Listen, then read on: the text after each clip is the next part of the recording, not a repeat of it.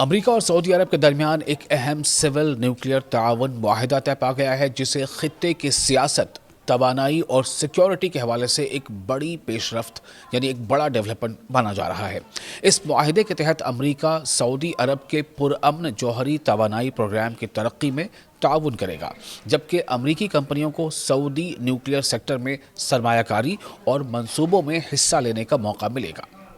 آپ دیکھ رہے ہیں نیوز 18 کا سوشل میڈیا پلیٹ فارم، میں ہوں وصال اعظم۔ یہ معاہدہ 22 جولائی کو امریکی وزیر توانائی کرس رائٹ اور سعودی وزیر توانائی شہزادہ عبدالعزیز بن سلمان نے دستخط کر کے حتمی شکل دے دی ہے، اور آپ یقین مانیے اس خبر نے، اس اگریمنٹ نے تہلکہ مچا دیا ہے۔ امریکی محکمہ توانائی کے مطابق یہ ایک طویل المدتی فریم ورک ہے جو کئی دہائیوں تک نافذ رہ سکتا ہے، اور اب اسے امریکی کانگریس میں منظوری کے لیے پیش کیا جائے گا۔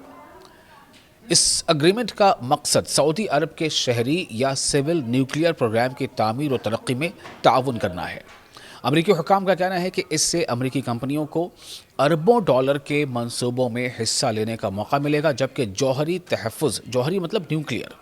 نیوکلیئر تحفظ اور عدم پھیلاؤ کے اصولوں کو بھی یقینی بنایا جائے گا۔ رپورٹس کے مطابق اس 30 سالہ معاہدے کی مالیت دسیوں ارب ڈالر تک پہنچ سکتی ہے۔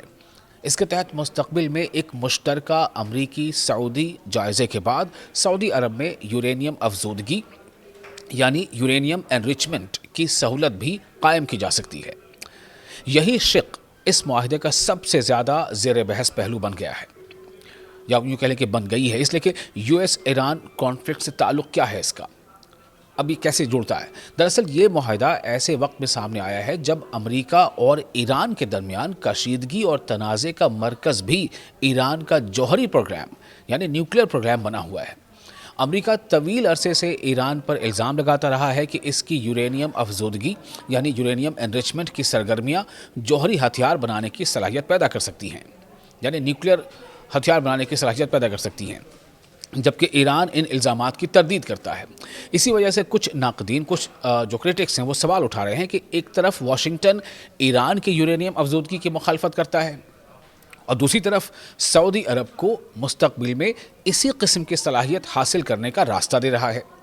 بعض امریکی قانون سازوں کا کہنا ہے کہ اس سے مشرق وسطیٰ میں یعنی مڈل ایسٹ میں جوہری مقابلہ بازی بڑھ سکتی ہے۔ ایکسپرٹس کے مطابق امریکہ اس معاہدے کے ذریعے نہ صرف اپنے ایک اہم الائی سعودی عرب کے ساتھ